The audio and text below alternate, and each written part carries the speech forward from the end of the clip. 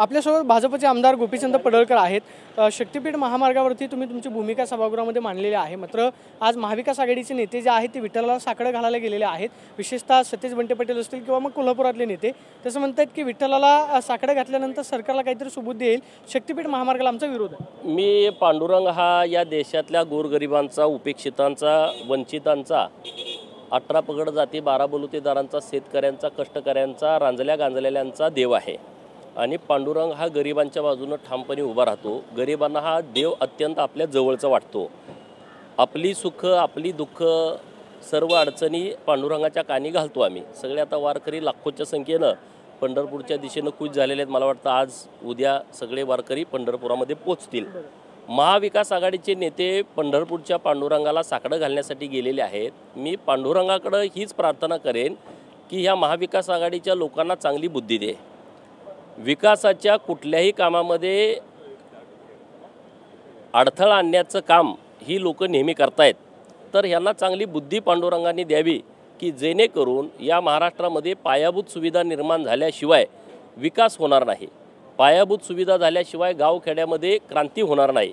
मग ते औद्योगिक क्रांती असेल, मग ते आता आध्यात्मिक क्रांती असेल, कारण शक्तीपीठ महामार्गावरती आमचे सर्व देवांची पवित्र स्थानं त्या ठिकाणी आहेत, तर त्यांना चांगली बुद्धी द्यावी हीच मी मागणी पांडुरंगाच्या चरणी करेन। आणि मला वाटतं ते आज पांडुरंगाच्याकडे गेल्यानंतर त्यांच्या डोक्यामध्ये दिव्य प्रकाश पडेल आणि उद्यापासून ते शक्तीपीठ महामार्गाला विरोध करण्याऐवजी शेतकऱ्यांचं हित होण्याच्या दृष्टिकोनातून सरकारकडे पाठपुरावा करतील। शक्तीपीठ महामार्गामधले जे बाधित शेतकरी आहेत त्यांची काही अडचणी असतील तर ती सोडवण्यासाठी सरकारबरोबर ते येतील आणि शेतकऱ्यांच्या बाजूनं सरकारकडून निर्णय करून घेतील। अशी बुद्धी ही विरोधकांना पांडुरंगाने द्यावी हीच माझी पांडुरंगाच्या चरणी प्रार्थना आहे। मात्र एकीकडे दुसरीकडे शेतकरी नेते राजू शेट्टी असतील किंवा बच्चू कडू जे आहेत ते आंदोलन करतात की शक्तीपीठ महामार्ग शेतकऱ्यांनी मागितलाच नाही, हा शेतकऱ्यांवरती सरकारकडून का लादला जातो? अरे बाबांनो, समृद्धी महामार्ग तेव्हाही तुम्ही लोक सगळे विरोध करत होता। समृद्धी महामार्ग नको, शेतकऱ्यांचं नुकसान होईल, शेतकऱ्यावरती तुम्ही अन्याय करताय। आज सगळ्या शेतकऱ्यांनी समृद्धी महामार्गाला जमीन दिली, एकाची तर कोणाची तक्रार आहे का? एवढा मोठा हायवे तयार झाला, आज तर तुम्ही नागपूरला किती कमी वेळामध्ये जाऊ शकता, मुंबई टू नागपूर। आज तिथल्या पुढच्या लोकांनी मागणी केली समृद्धी महामार्ग वाढवला पाहिजे, आमच्याकडे पण समृद्धी महामार्ग करा। आता कोकण मुंबई टू गोवा हा कोकण महामार्ग सरकार करत आहे आणि शक्तीपीठ महामार्ग केला तर संपूर्ण महाराष्ट्रात एक विकासाचा त्रिकोण होतोय। हे हायवे झाल्याशिवाय त्या परिसरामध्ये औद्योगिक क्रांती होणार नाही।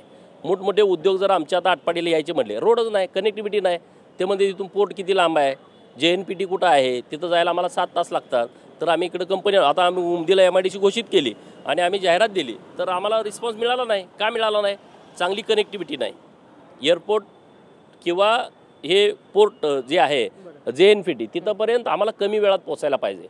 जर हे हायवे तयार झाल्याच्या नंतर मोठ्या प्रमाणामध्ये त्या हायवेच्या आजूबाजूनं औद्योगिक क्रांती होऊ शकते। मग तुम्ही कशाला विरोध करताय? बस शेतकऱ्यावरती अन्याय करणारं सरकार नाही। सरकारची भूमिका स्वच्छ आणि स्पष्ट आहे।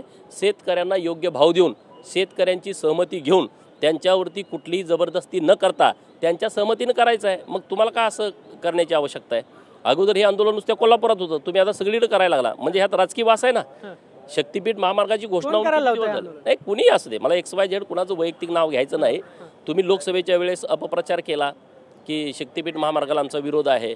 तुम्ही विधानसभेच्या निवडणुकीमध्ये, आता झाल्या निवडणुका ना, आता तुम्ही विकासाच्या दृष्टिकोनातून सोबत या आणि हा रस्ता होणार शेतकऱ्यांच्या सहमतीनंच होणार, शेतकऱ्यांच्या पाठिंब्यावरतीच होणार। दुष्काळी तालुक्यातल्या लोकांची मागणी आहे की बाबा शक्तीपीठ महामार्ग झाला पाहिजे। जेव्हा मध्ये शक्तीपीठ महामार्ग होणार की नाही होणार अशी साशंकता होती, तेव्हा अनेक शेतकरी आमच्याकडे यायचे की आमचा शक्तीपीठ महामार्ग करा। प्रॉपर कोल्हापूरमधल्या शेतकऱ्यांची एक समिती आहे ना, शक्तीपीठ महामार्ग समर्थन समिती। आता काल त्यांची बैठक झाली कोल्हापूरच्या गेस्ट हाऊसला। 50-60 प्रमुख लोक जे 5-6 तालुके आहेत त्यांच्या जिल्ह्यामधले, जो प्रमुख बागायत पट्टा जो आहे तो कोल्हापूरचा मोठ्या प्रमाणात आहे।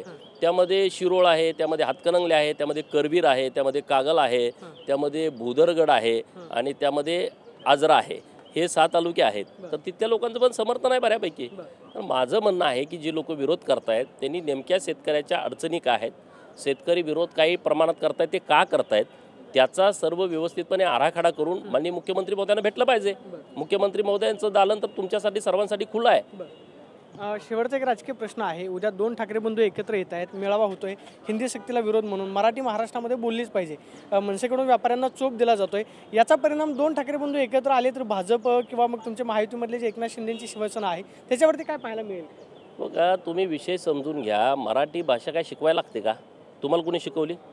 तुम्ही पहिलीमध्ये तुमचं ॲडमिशन घेण्यापूर्वी तुम्हाला मराठी येत होती का नाही?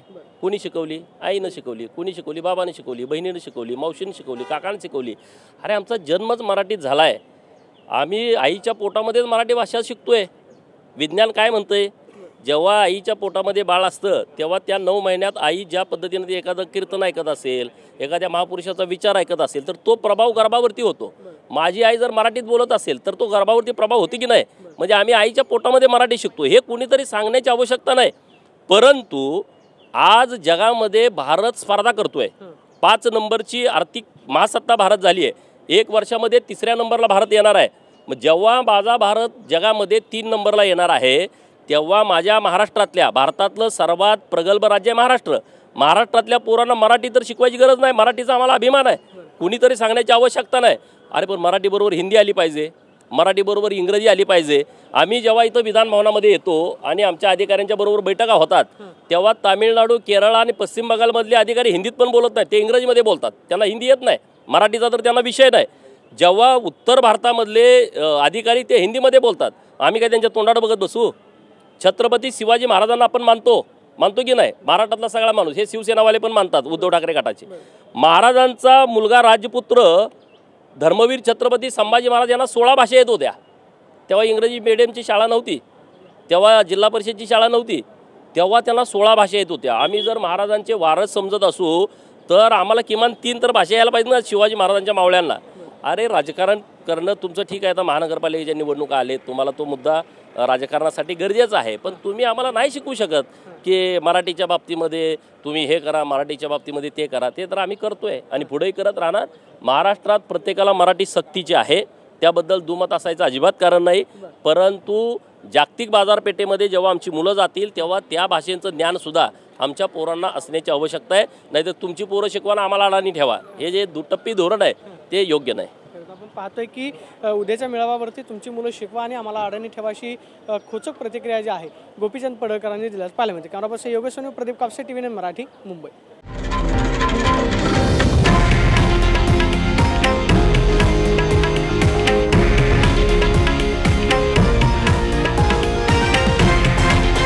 हे आहे देशातील नंबर 1 न्यूज नेटवर्क आणि आपण पाहत आहात TV9 मराठी, एकमेव.